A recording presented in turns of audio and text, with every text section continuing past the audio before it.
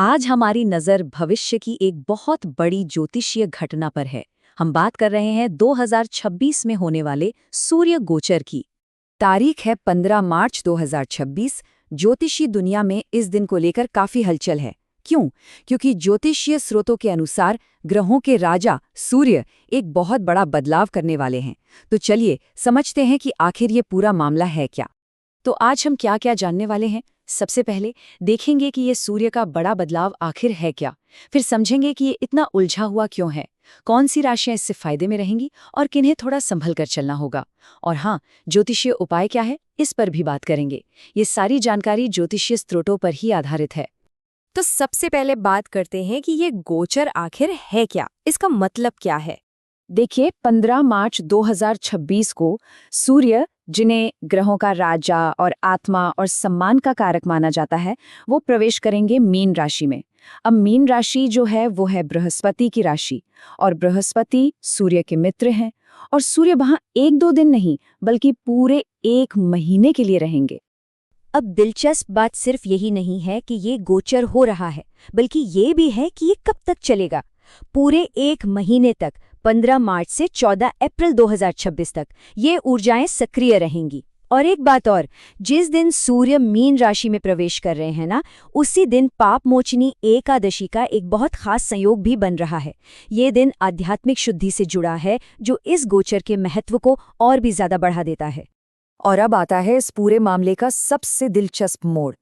यही वो वजह छिपी है कि इस एक घटना को लेकर इतनी अलग अलग बातें, इतनी विरोधाभासी भविष्यवाणियां क्यों सुनने को मिल रही हैं। सवाल ये उठता है कि अगर सूर्य अपने मित्र बृहस्पति की राशि में जा रहे हैं, तो फिर सबके लिए ये अच्छा क्यों नहीं है। भविष्यवाणी में इतनी मिलीजुली बातें क्यों हैं? यही वो सवाल है जो इस पूरी पहेली को खोल कर रख देगा। और जवाब यहाँ है। देखिए, एक तरफ तो सकारात्मक प्रभाव है। सूर्य अपने मित्र बृहस्पति की राशि मीन में है, जो आमतौर पर ज्ञान और विकास के लिए बहुत अच्छा माना जाता है। लेकिन कहानी में एक ट्विस्ट है। नकारात्मक प्रभाव ये है कि उसी घर में सूर्य के शत्रु ग्रह शनि भी पहले से मौजूद हैं। और जब सूर्य और शनि एक साथ आते हैं, तो ये युति संघर्ष, रुकावटें और तनाव पैदा कर सकती है। तो इसे ऐसे समझिए, सूर्य अपने दोस्त के घर तो गए, पर वहां उनका सबसे बड़ा दुश्मन भी साथ रह रहा है।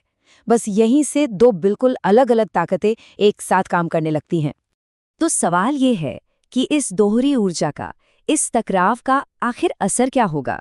चलिए पहले उन राशियों की बात करते हैं जिनके लिए ज्योतिषीय स्रोत सकारात्मक संकेत दे रहे हैं। तो कुछ ज्योतिषीय विश्लेषणों के अनुसार 4 राशियां ऐसी हैं जिनके लिए ये समय काफी अच्छा रह सकता है। वृषभ राशि वालों को करियर में फायदा और समाज में सम्मान मिल सकता है। मिथुन राशि के लिए करियर में तरक्की और बिजनेस में सफलता के योग हैं। कर्क राशि का भाग्य साथ दे सकता है और आय के नए रास्ते खुल सकते हैं। और धनु राशि के लिए संपत्ति या गाड़ी खरीदने और पारिवारिक सुख के अच्छे संकेत हैं। तो ये तो हुई अच्छी बात। अब सिक्के का दूसरा पहलू भी देखना जरूरी है। बात करते हैं उन राशियों की जिनके लिए शनि की मौजूदगी की वजह से थोड़ी सावधानी बरतने की सलाह दी गई है। मेष राशि का मामला इस ज्योतिषीय संघर्ष का सबसे बढ़िया उदाहरण है। इसके लिए जो भविष्यवाणियां हैं वो बिल्कुल 2 ध्रुवों पर खड़ी हैं। कहीं लाभ की बात है तो कहीं हानि की। ऐसा क्यों है, चलिए देखते हैं। देखिए, ये सब इस पर निर्भर करता है कि कोई ज्योतिषी किस पहलू पर ज्यादा जोर दे रहा है, सूर्य के मित्र राशि में होने पर या शनि के साथ युति पर। इसीलिए एक तरफ अचानक धन लाभ और रुके हुए काम पूरे होने जैसी अच्छी बातें हैं, तो दूसरी तरफ खर्चों में बढ़ोतरी, स्वास्थ्य से जुड़ी परेशानियां और अहंकार की वजह से विवादों की भी चेतावनी है।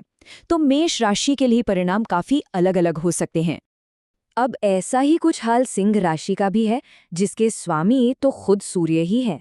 इनके लिए भी 2 बिल्कुल अलग रास्ते नजर आते हैं। सकारात्मक पक्ष देखें तो अचानक मुनाफा और बिजनेस डील्स में सफलता के संकेत हैं। सेहत भी अच्छी रहने की उम्मीद है। लेकिन चेतावनी वाली भविष्यवाणियां कहती हैं कि किसी भी तरह के जोखिम से बचना होगा। सरकारी कामों या लोन से जुड़े मामलों में दिक्कतें आ सकती हैं। और तो और छिपी हुई स्वास्थ्य समस्याएं भी परेशान कर सकती हैं। ये फिर से दिखाता है कि ज्योतिष कितना जटिल है और एक ही घटना की कितनी परतें हो सकती हैं। इनके अलावा 2 और राशियां हैं जिन्हें संभल कर चलने की सलाह दी गई है, तुला और मीन।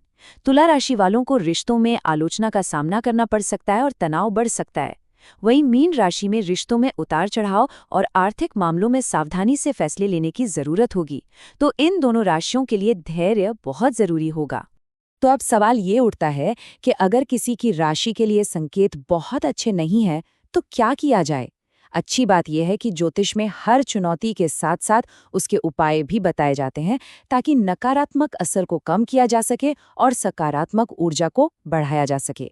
तो सूर्य की सकारात्मक ऊर्जा को मजबूत करने के लिए कुछ बहुत ही सरल और व्यावहारिक उपाय बताए गए हैं। जैसे रोज सुबह उगते हुए सूर्य को तांबे के बर्तन से जल यानी अर्घ्य देना, गायत्री मंत्र या ओम घृणी सूर्याय नमः का 108 बार जाप करना, रविवार को आदित्य हृदय स्तोत्र का पाठ करना भी बहुत फायदेमंद माना गया है। इसके अलावा चूंकि सूर्य पिता का प्रतिनिधित्व करते हैं तो अपने पिता और घर के बड़ों का सम्मान करना भी एक बहुत बड़ा उपाय है। और हो सके तो रविवार को गेहूं या गुड़ जैसी चीजों का दान भी कर सकते हैं। हाँ, एक बात का ध्यान रखना बहुत जरूरी है। ये सारी जानकारी ज्योतिषीय गणनाओं और सामान्य मान्यताओं पर आधारित है।